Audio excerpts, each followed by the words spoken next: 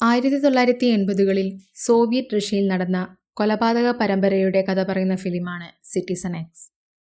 95-ൽ റിലീസിനെത്തിയ സിനിമ 93-ൽ പ്രസിദ്ധീകരിക്കപ്പെട്ട റോബർട്ട് കലന്റെ നോൺ ഫിക്ഷണൽ ബുക്കായ ദ കില്ലർ ഡിപ്പാർട്ട്മെന്റിനെ അടിസ്ഥാനമാക്കി ചിത്രീകരിച്ചതാണ്. സിനിമ സംവിധാനം ചെയ്തിരിക്കുന്ന അമേരിക്കൻ എഴുത്തുകാരനും ഗാനരചയിതാവുമായ ക്രിസ് ഗെറോലോമോ തന്നെയാണ് സിനിമയ്ക്ക് തിരക്കഥയൊരുക്കിയിരിക്കുന്നത്. യഥാർത്ഥ സംഭവങ്ങളിൽ നിന്ന് പ്രചോദനം ഉൾക്കൊണ്ട് തൻ്റെ കലാസൃഷ്ടികൾ അവതരിപ്പിക്കുന്ന അദ്ദേഹത്തിൻ്റെ ഏറെ പ്രശസ്തമായ സിനിമയാണ് citizen X. Stephen Rea, Donald Sutherland, Jeffrey DeMunn, Max von Sydow, Joss Ackland എന്നിവർ പ്രധാന കഥാപാത്രങ്ങളെ അവതരിപ്പിച്ച സിനിമയിൽ 78 മുതൽ 90 വരെ നടന്ന യഥാർത്ഥ കൊലപാതക പരമ്പരയാണ് ചിത്രീകരിച്ചിരിക്കുന്നത്. ബയോഗ്രഫി, ക്രൈം, ഡ്രാമ എന്നീ വിഭാഗങ്ങളിൽ ഉൾപ്പെടുന്ന സിനിമ കൊലപാതക കഥ ചുരുളഴിക്കുന്നതിനൊപ്പം അന്ന് സോവിയറ്റ് റഷ്യയിൽ നിലനിന്നിരുന്ന രാഷ്ട്രീയ സാമൂഹിക വ്യവസ്ഥയെയും ഉദ്യോഗസ്ഥ മേധാവിത്വത്തെയും തുറന്നു കാണിക്കുന്നുണ്ട്.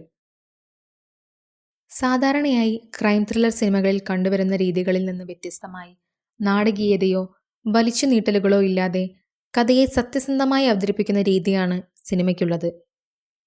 സോവിയറ്റ് റഷ്യയിലെ റോസ്റ്റോവ് ഓൺ ഡോൺ എന്ന പ്രദേശത്തെ ഫാമിൽ നിന്നും കണ്ടെടുക്കുന്ന ഒരു ബോഡിയിൽ നിന്നാണ് കഥ ആരംഭിക്കുന്നത്. കണ്ടെടുക്കപ്പെട്ട ബോഡി ഒരു കൊലപാതകത്തിലൂടെ കടന്നു പോയതാണെന്നുള്ള അറിവ് ആ പ്രദേശത്തെ ലോക്കൽ ഡിറ്റക്റ്റീവിനെ ഫോറൻസിക് സ്പെഷ്യലിസ്റ്റായ വിക്ടോർ ബുറോക്കോവിലേക്ക് എത്തിക്കുന്നു. പുതുതായി ജോലിയിൽ നിയമിക്കപ്പെട്ട ബുറോക്കോവ് ബോഡിയുടെ ഐഡന്റിഫിക്കേഷനു വേണ്ടി ഫാമിന് ചുറ്റുമുള്ള കാടുകൾ കൂടി പരിശോധിക്കാൻ പറയുന്നു. അതിൻ്റെ ഫലമായി മോർച്ചറിയിൽ എത്തിച്ചേരുന്നത് 7 ശവശരീരങ്ങളാണ്. ശരീരത്തിൻ്റെ വിവിധ ഭാഗങ്ങളിൽ കത്തികൊണ്ട് പരിക്കേൽപ്പിച്ച, സെക്ഷൽ അബ്യൂസിന് വിധേയമായ കുട്ടികളുടെ 8 ശവശരീരമാണ് ബുറോക്കോവ് ഓട്ടോപ്സിക്ക് വിധേയമാക്കുന്നത്. തുടർന്ന് നടക്കുന്ന കമ്മിറ്റിയിൽ കേസ് അന്വേഷണത്തിനായി ബുറോക്കോവിനെ കില്ലർ ഡിപ്പാർട്ട്മെന്റിന്റെ തലവനായി നിയമിക്കുന്നു. ഇതേ രംഗത്തിൽ കമ്മിറ്റിയുടെ അംഗങ്ങളുടെ പെരുമാറ്റവും കേസിനോടുള്ള മനോഭാവവും കാണിക്കുന്നുണ്ട്.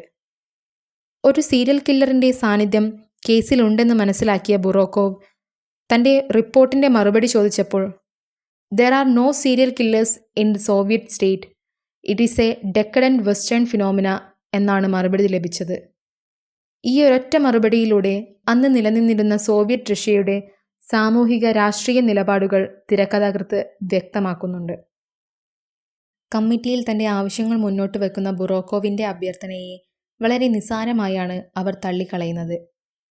ഈ അവസരങ്ങളിലെല്ലാം ബുറോക്കോവിന് പിന്തുണ നൽകിക്കൊണ്ട് കമ്മിറ്റി അംഗങ്ങളെ പിണക്കാതെ കൂടെ നിൽക്കുന്നത് കേണൽ മിഖായേൽ ഫെറ്റിസോവാണ്.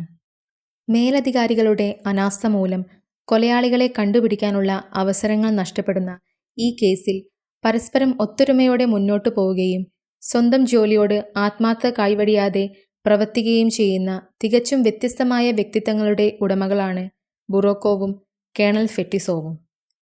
അധികാരത്തിൻ്റെയും രാഷ്ട്രീയ ശക്തികളുടെയും ഇടയിൽ തങ്ങളുടെ ഉത്തരവാദിത്തങ്ങൾ നിറവേറ്റാൻ കഴിയാത്ത ഇരുവരുടെയും നിസ്സഹായാവസ്ഥ സ്റ്റീഫൻ റേയും ഡൊണാൾഡ് സദർലാൻഡും വളരെ മനോഹരമായി അവതരിപ്പിക്കുന്നുണ്ട്. വർഷങ്ങൾ നീണ്ടുനിന്ന അന്വേഷണവും ശവശരീരങ്ങളും ഒരു കസ്റ്റഡി മരണവും ബുറോക്കോവിനെ പിന്നീട് മാനസിക സംഘർഷത്തിലേക്ക് നയിക്കുന്നു. ഇതിനുശേഷമുള്ള ചില രംഗങ്ങളിൽ അതുവരെ മേലധികാരികളെ പിണക്കാത്ത കേണൽ ഫെറ്റിസോവ് എന്ന കഥാപാത്രത്തിൻ്റെ ശക്തമായ മുന്നേറ്റം നമുക്ക് കാണാം. ഒരു സൈക്യാട്രിസ്റ്റിൻ്റെ സഹായത്തോടെ അന്വേഷണം മുന്നോട്ട് കൊണ്ടുപോകുമ്പോൾ സീരിയൽ കില്ലറിൻ്റെ മനോവൈകല്യങ്ങളും സ്വഭാവവും സാമൂഹ്യ പരിസ്ഥിതിയും വിശദീകരിക്കുന്ന സിറ്റിസൺ എക്സ് എന്ന ഒരു റിപ്പോർട്ട് നിർമ്മിക്കുന്നു. ഇതിനുശേഷം സോവിയറ്റ് റഷ്യയിൽ നടക്കുന്ന ജനാധിപത്യ പരിഷ്കാരങ്ങൾ കേസിൻ്റെ അന്വേഷണത്തിന് ഗുണം ചെയ്യുന്നുണ്ട്. കേണൽ ഫെറ്റിസോവും ബുറോക്കോവും പിന്നീട് നടത്തുന്ന സമഗ്രമായ അന്വേഷണത്തിൻ്റെ ഒടുവിൽ സീരിയൽ കില്ലറിനെ പിടികൂടുകയും ചെയ്യുന്നു.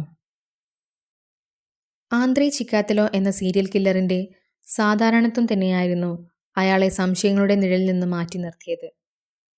ഡോക്ടർ അലക്സാണ്ടർ എന്ന സൈക്യാട്രിസ്റ്റിൻ്റെ സഹായത്തോടെ നടത്തുന്ന ചോദ്യം ചെയ്യലിൽ തൻ്റെ നിയന്ത്രണം വിടുന്ന ചിക്കാത്തലോ പിന്നീട് കുറ്റസമ്മതം നടത്തുന്നതായി നമുക്ക് കാണാം.